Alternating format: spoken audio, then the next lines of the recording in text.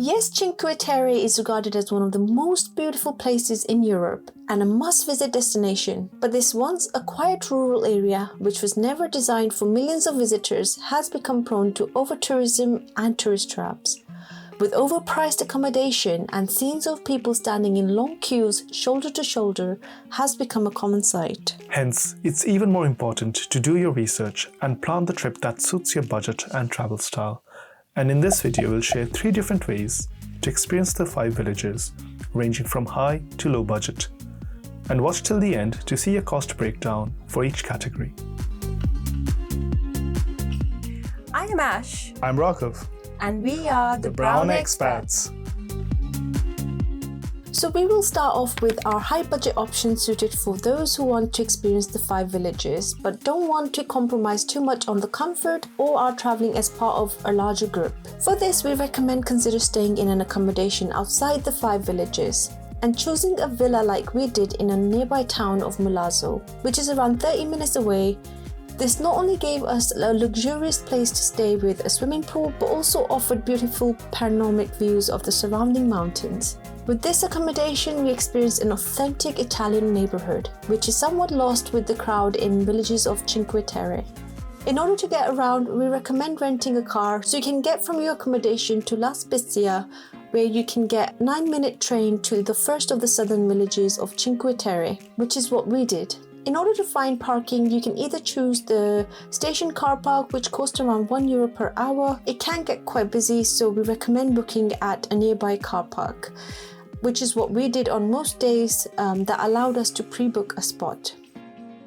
The other alternative is to park closer to the villages, but since the spaces are limited and roads are quite windy, this is something we didn't attempt. The other option is to park your car at the La Spezia port and take the ferry, which runs from March to November, costing €40 per person. With this, you can hop on and off anytime and cover the various coastal villages, whilst enjoying a unique view and an audio guide. Visiting the villages via these options is great not only for those with limited mobility, but also for those who don't fancy hiking between the villages. It also means you are less likely to look like this, but more like this for your Instagram shot. For activities, apart from hanging out in the villages and soaking in the atmosphere, with each village having a slightly different vibe, we recommend checking out various activities, such as this 2-hour kayaking tour or an Italian cooking class. For more info or to book activities, check out Waiter linked below. For food, we recommend checking out some of the famous restaurants in Cinque Terre, such as La Regina, where we booked a terrace table in advance and enjoyed some authentic pesto dishes. If you want something fancier, we suggest checking out this Michelin star restaurant in La Spezia. All the places mentioned are captured in a handy Google travel list linked in the description below.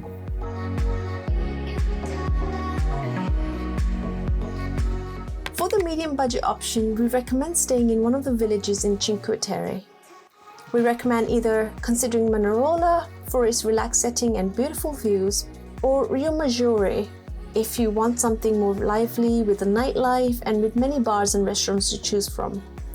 Or Monte Rosso if you are looking for something more family friendly, with it being relatively flat with parks and a long beach to relax at. If you have limited mobility, it is probably best to avoid Cornelia due to its difficult access with 377 steps to climb from the train station, and though there is a shuttle service, it is not as convenient compared to the other villages.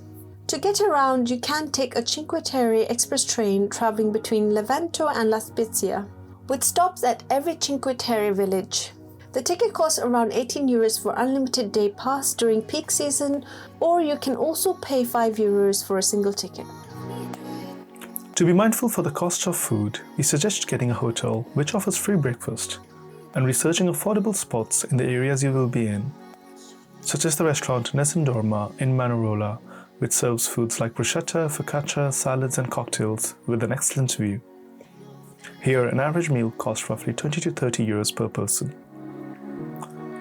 You can also consider going for street foods over sit-down dinners and trying some of the local specialities such as farinata, focaccia, gelato, and our favorite fritto misto, which is an Italian dish of various vegetables, herbs, fried in a light batter. And obviously there's a seafood option for this as well. For the lowest budget option, we recommend staying just outside the 5 villages, such as Levanto or La Spezia, which is what we did, as there are many budget-friendly accommodations here, offering you better quality at half the cost, such as this hotel we booked, which costed us roughly €100 per night. For getting around the villages, if you want to keep the cost even lower and enjoy hiking, you can take the famous 11-kilometer trail called the Blue Trail, connecting the 5 villages.